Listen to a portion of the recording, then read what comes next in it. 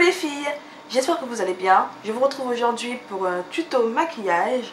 Donc suite à quelques demandes sur ce maquillage que j'ai posté sur Instagram, je me suis dit je vais vous écouter et vous reproduire ce maquillage là. Donc c'est un maquillage que j'ai réalisé, c'était pour une soirée au restaurant. Donc c'est pour ça que j'ai misé pas mal sur l'highlight, que je n'ai pas hésité à poser des fards irisés en paupières et mettre un rouge à lèvres métallisé. C'est un peu un maquillage en étant rosé que j'aime beaucoup. Donc pour ce maquillage j'ai utilisé deux palettes Morphe. La palette 12S de Morphe, celle-ci. Et j'ai utilisé la palette 35OS, toujours chez Morphe. Et surtout ce fard là, qui est vraiment canon. Donc voilà. Donc si vous souhaitez voir le tuto de ce maquillage, les images suivent. Moi je vous fais de gros bisous et je vous dis à la prochaine dans une autre vidéo. Ciao ciao. Je commence tout d'abord par poser mon correcteur orange sur les zones plus sombres sur mon visage, donc comme des taches de boutons et sous mes cernes.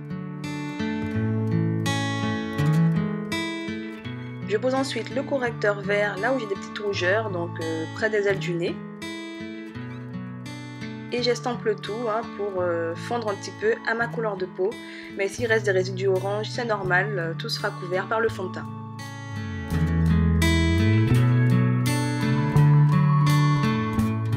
J'hydrate comme à chaque fois mes lèvres avec un baume à lèvres classique et je passe maintenant à l'application du fond de teint. Donc là c'est un fond de teint que j'ai acheté au Brésil lors de mes dernières vacances. C'est un fond de teint que j'aime beaucoup. Il est présenté comme haute couvrance mais je ne le trouve pas. Mais il est quand même très bien et il tient sur la journée.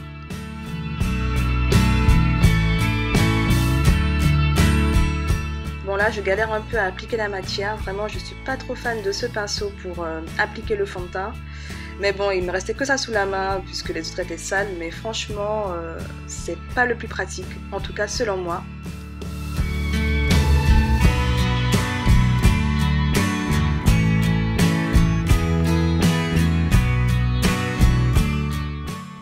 Je m'arrête là pour le teint et j'attaque maintenant les yeux. Donc je pose ma base comme d'habitude, la première potion d'Urban Decay. J'ai posé ce fard rose un petit peu mauve dans mon creux de paupière, c'est ce qui a m'aidé aussi à estomper les autres fards. Donc je le pose et ensuite je vais l'estomper avec un pinceau estompeur. Je prends ensuite un fard un peu plus sombre pour le poser juste vraiment dans mon creux de paupière. Donc là je le pose avec une sorte de pinceau crayon et je vais estomper bien sûr ce fard.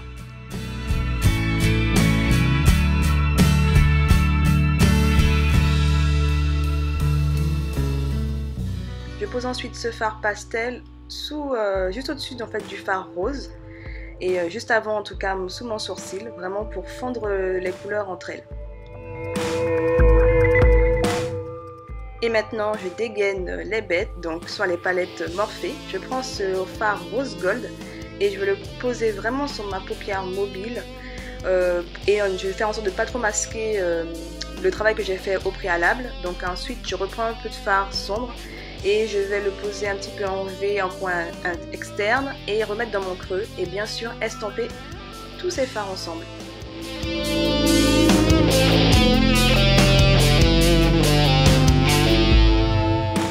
Je prends ensuite ce fard champagne irisé et je vais le poser sous mon arcade pour apporter vraiment une touche de lumière et de brillant.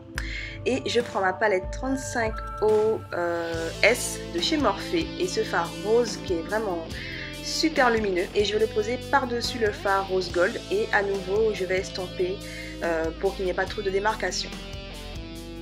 Je reprends le fard champagne et je vais le poser vraiment dans mon coin interne et légèrement sur ma paupière du bas. Et je passe au trait d'eyeliner, donc un trait assez fin et assez effilé je dirais, vraiment posé au ras des cils.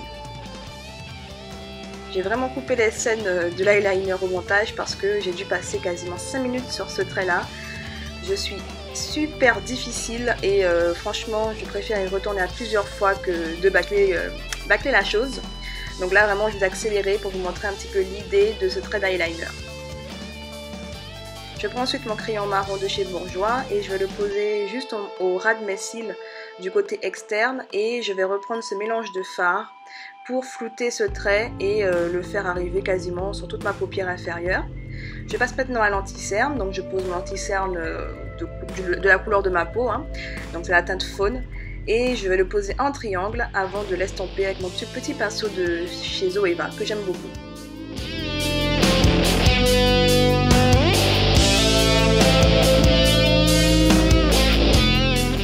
Et pour que mon anti-cerne soit bien fixé, j'ai posé la poudre Buttercup de Sacha et je vais à nouveau estomper avec un peu de poudre mon ratine inférieur et remettre encore un peu de fard irisé.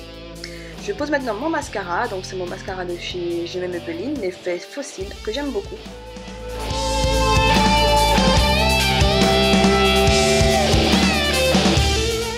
Et je reprends ensuite le travail de mon teint en posant ce fard un peu plus foncé pour faire une sorte de contouring.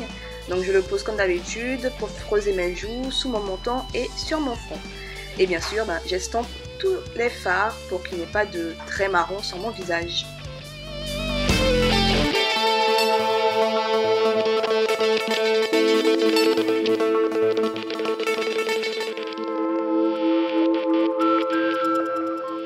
Qui dit make-up de soirée, pour moi c'est le blush Red Vino qui est vraiment sublime.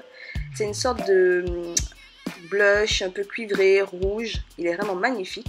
Et là je pose cette highlight liquide de chez NYX qui renvoie vraiment bien la lumière, mais il faut y aller doucement parce que c'est puissant.